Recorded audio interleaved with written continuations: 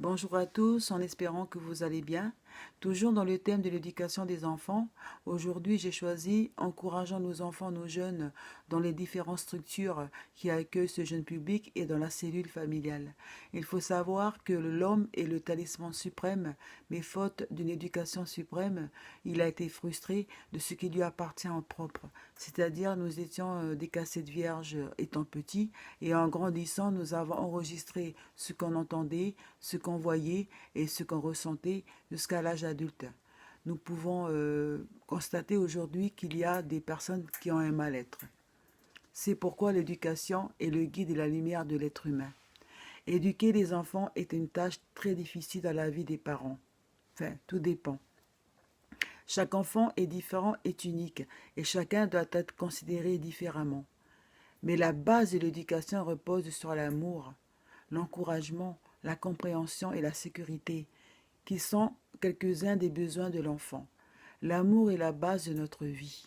L'amour est le seul moyen d'obtenir le véritable bonheur dans le monde et dans l'autre. Il est la lumière qui guide dans les ténèbres. C'est le trait d'union entre Dieu et l'homme qui assure le progrès de toute âme éclairée. L'encouragement vient après l'amour. L'encouragement inspire la confiance et la foi à l'enfant.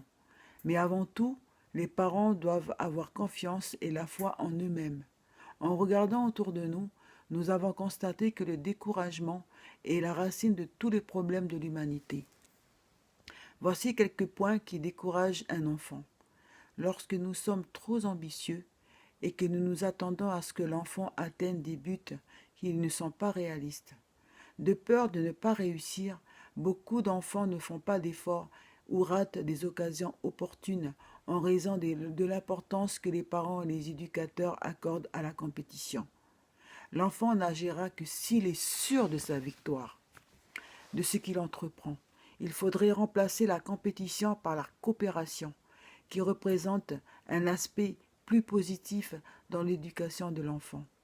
Si ce dernier est élevé dans une atmosphère de coopération, il est en général plus courageux et se sent plus confiant face aux défis de la vie.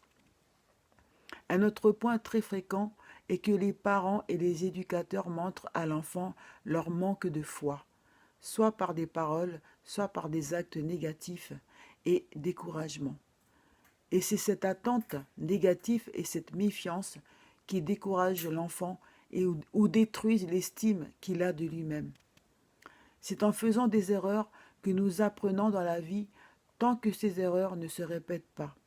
Nous devons éviter de nous concentrer sur les erreurs que fait l'enfant et apprendre à les accepter. C'est un apprentissage continuel tout au long de sa vie. Nous lisons par exemple cette parole cachée qui est très forte. Ô fils de l'homme, ne chuchote pas les fautes d'autrui alors que tu te conduis mal. Si tu agis ainsi, si tu agis autrement, tu seras maudit, j'en suis témoin. Donc, voilà.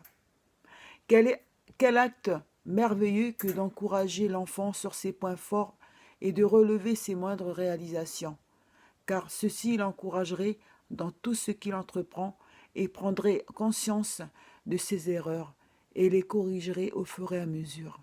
C'est ainsi qu'un enfant devient mûr et sûr de lui-même. Donc, nous devons nous concentrer sur les points positifs. Dans tout ce que l'enfant entreprend, nous ne devons pas lui indiquer ses erreurs. Au lieu de dire à l'enfant, tu as fait 8 erreurs sur les 20 questions, nous pouvons lui dire plutôt, tu as répondu à 12 questions sur les 20 posées. De ce fait, l'enfant fera des progrès si nous avons confiance en lui et nous le prouvons par nos paroles et par nos actes. Voilà, merci beaucoup pour l'écoute sur l'encouragement. À une prochaine fois. Merci, au revoir.